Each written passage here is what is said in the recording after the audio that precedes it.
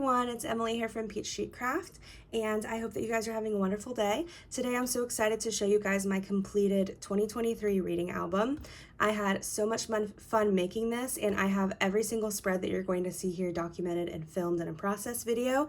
So if you are interested, if you see something that you would like to watch the process video for, check out my description box and I'll link the playlist for you with all 11 videos. So without further ado, let's get into it. For the cover, I made this on Canva and printed it out just because I wanted something that matched the inside papers, and I ran out of 12 by 12, so I had to make my own and get creative. The actual album is one of the chipboard albums from Hobby Lobby. You can pick them up for $6, and they're completely customizable, which I absolutely love. The books that you guys are going to see in here, I'm not going to go into much detail just because in my process videos that you guys can look at below, I do usually include a summary of the book as well as my full review of what I felt like whenever I read it. But I will try to highlight some of my top books as we go, one of them being Three Women by Lisa Taddeo. This is actually a true story. It is a nonfiction book. It follows the story of three different women, and it is now a show on, I think you can watch it on Paramount or Showtime if you have that one. I have not watched the show yet, so I can't mention anything about that. But the book was amazing. Another one of my favorites this year was Tender is the Flesh. Really controversial and provocative in the way that it kind of pokes fun at the, I don't want to say the meat industry, but kind of just like the consumerism in the world and like what happens when we run out of the things that we actually need in order to survive. That was kind of the theme and the idea behind the book, is like what would we do, what would we turn to. So that one was really good. Most of the collections that I used, you guys have seen them if you watched my intro video to the album when I talked about setting it up. It is Dear Lizzie collection. What is it called? A New Day.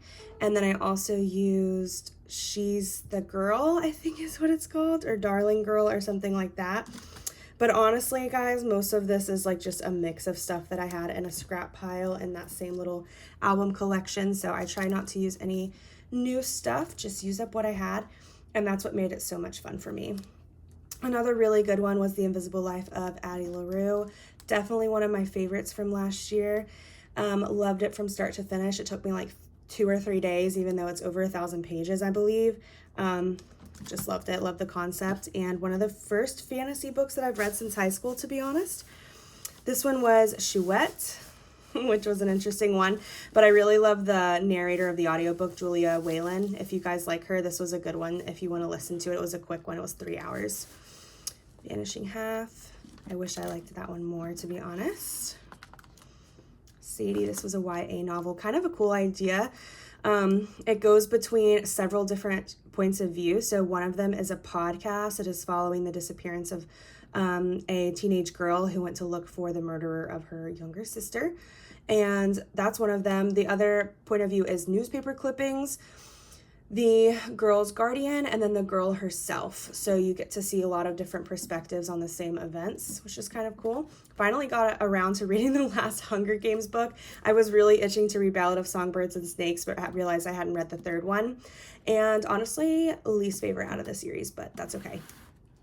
Red Verity by Colleen Hoover, and we had a lot of fun because we got a lot of friends to read this one. So this is my younger sister-in-law, Katie. She decided to read it with us. My husband read it too, and my sister, my real sister, and who else read it? Some friends at work, so that was fun. This book was recommended to me, House on the Cerulean Sea, one of my favorites from last year as well. So wholesome, so cute and cozy, and such a fun little fantasy story.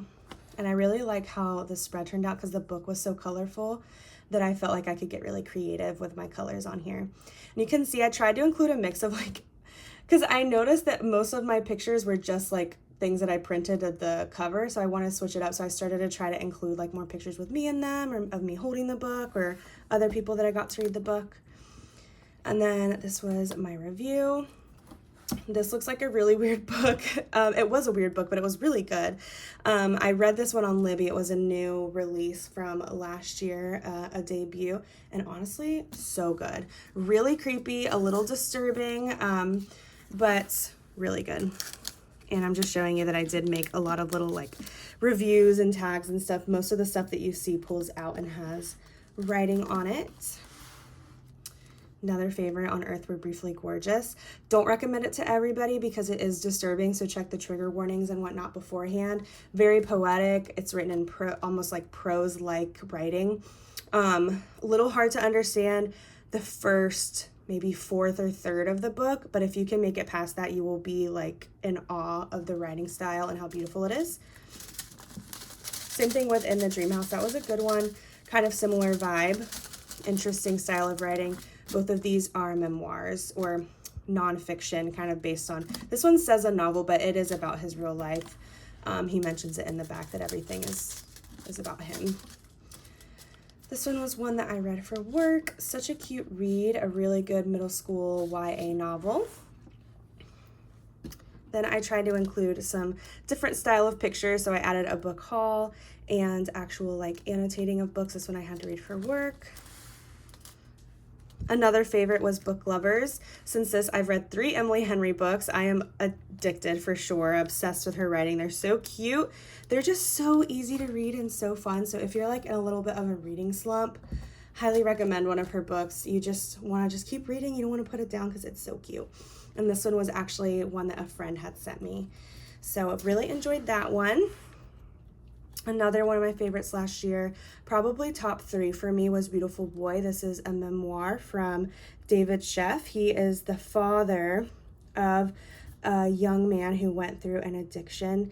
And the book is so good because it doesn't just talk about their story, but how all of these stories of addicts and this mental illness and drugs, they're kind of all connected and related.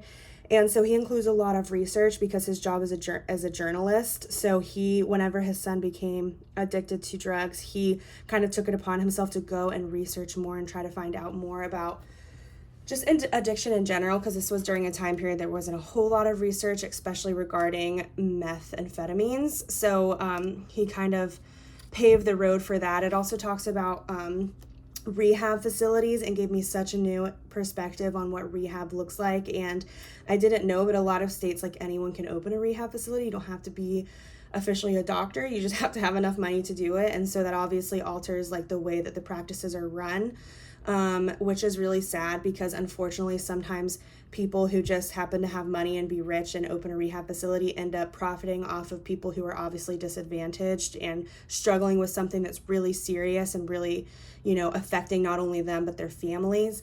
So kind of crazy. Some of the things I learned, they did turn it into a movie. So if you're wondering why Steve Carell is on the cover of this, he plays the dad, and then the son is played by Timothée Chalamet. And the movie was honestly just as good as the book was. And then this is kind of fun. I did like a little flap for my review. These ones I read for school, but I thought that would be kind of cool to look back on in the future and document. These ones were both novellas that were cool. This one especially was good, but definitely weird. Another one of my favorites from last year, The Circus Train. I would consider this YA fiction, but I think that a lot of adults would like it, especially if you like historical fiction. Even if you don't like historical fiction, to be honest, I'm not the biggest fan of it, but this one really, I just loved it from start to finish, especially the main character. I feel like a lot of the times in historical fiction, the woman is portrayed as this like, I know what to do, I'm powerful, I'm gonna get this done, I'm the heroine.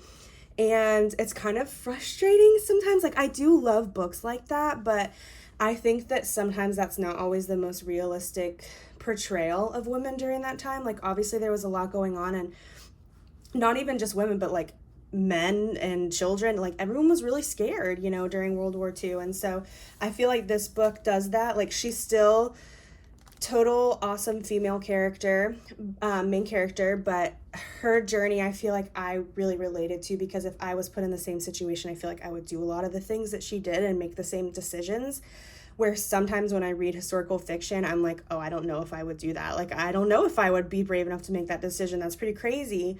But this one, like, she does show bravery, but just in a different way than you would expect, because the main character, Lena, she has polio. So obviously that is going to alter the decisions that she is able to make for herself. And World War II obviously complicates things, and the fact they're on a train. So yeah, just really loved it for the setting and the character. I read Stargirl. I read Stargirl pretty much every year with my kids, except I'm not doing it this year, kind of sad. But I like to document that in there because technically I do read it with them. Death Valley and This Is Where I Leave You. These ones were okay. This was my third Chuck Palahniuk. Weirdest by far, probably the weirdest book that I've ever read, and I don't even want to talk to you about what it is about. You could just look it up and judge that for yourself, but yeah, like very strange, but good plot twist at the end, I will say that. And then the last book that I read, pretty sure, yeah, the last book that I read was The Bluest Eye by Toni Morrison. Oh my gosh, loved every bit of this. My book is full of notes and annotations. It's just such good writing as well. So well done, and such a good allegory for what it looks like to live in poverty and, you know, some of the things that people face when they have low socioeconomic status or have parents who aren't really in the best mental state. Like, speaking from my own experience, I feel like I'm lucky that my story didn't look like this, you know, but it shines a really good light on how people can be blamed for something that is completely out of their control, like the way that they're raised and how they grew up. So loved it. And really good one to end the year with. One of my favorites, I would say top 3 for that one as well. So these are all of the books that I read. I did add a little thing here at the end that I made on Canva, just a little reading recap. Talked about my favorite books, Unexpected Delights, Worst Reads, Weirdest Ones, and Reflection.